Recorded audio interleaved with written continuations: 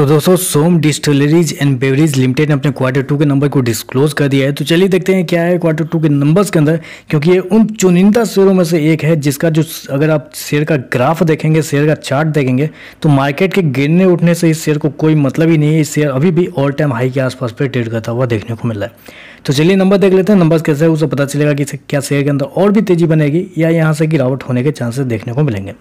तो data basically company lakhs में दिया हुआ, मैं आपको क्रोर्स में कन्वर्ट करके समझाता हूँ कैसे क्या हुआ है। पिछले क्वार्टर की बात करें तो पिछले क्वार्टर में कंपनी ने 758 करोड़ के आसपास का रेवेन्यू जनरेट किया था ऑपरेशन के थ्रू। पिछले साल मात्र 267 करोड़ के आसपास, जबकि अभी देखें तो बढ़ के 466 करोड़ के आसपास कंपनी का रेवेन्यू आता हुआ आपको देखने को मिला है।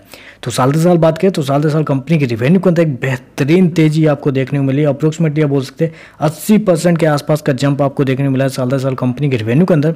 वहीं अगर क्वार्टर जाते हैं तो क्वार्टर कंपनी के रेवेन्यू के अंदर एक हल्की सी गिरावट आपको देखने को मिली है। लेकिन मैं आपको याद दिलाना चाहूँगा ये डिस्टिलरीज एंड बेवरेज वाली कंपनी है, तो बेसिकली इनका जो मेन बिजनेस जो होता है वो साल दर साल आपको जज करना पड़ेगा, क्योंकि सीजन के हिसाब से इनका जो बिजनेस है वो फ्लक्चुएट करता हुआ आपको देखने को मिलता है। तो इसलिए साल दर साल आप कंपेयर करेंगे तो ज़्यादा बेहतर रहेगा।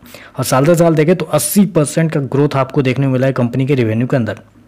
खर्चे की बात कर लेते हैं, पिछले क्वार्टर में 717 करोड़ खर्च किए थे, पिछले साल 258 करोड़, अभी देखें तो कंपनी खर्चे 447 करोड़ के आसपास आपको देखने मिले। तो खर्चे देखें तो खर्चे इस क्वार्टर में कंपनी ने बहुत हद तक कंट्रोल करने की कोशिश भी की है।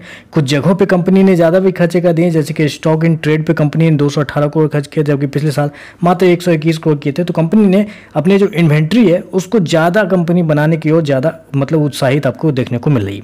चलिए कंपनी का नेट प्रॉफिट क्या निकल के आता है वो देख लेते हैं। पिछले क्वार्टर की बात करें तो पिछले क्वार्टर में कंपनी का नेट प्रॉफिट अप्रोक्सीमेटली बोल सकते हैं 33.5 करोड़ के आसपास था। पिछले साल 8 करोड़ के आसपास का प्रॉफिट, जबकि अभी देखें तो कंपनी का प्रॉफिट 14.5 से 15 करोड़ के आसपास आपको देखने को मिल रहा है। तो जैसे मैंने आपको बताया कि 80% के आसपास का जंप है कंपनी के रेवेन्यू के अंदर, वैसे ही आप बोल सकते हैं 80% के आसपास का जंप आपको देखने को मिल रहा है कंपनी के प्रॉफिट के अंदर।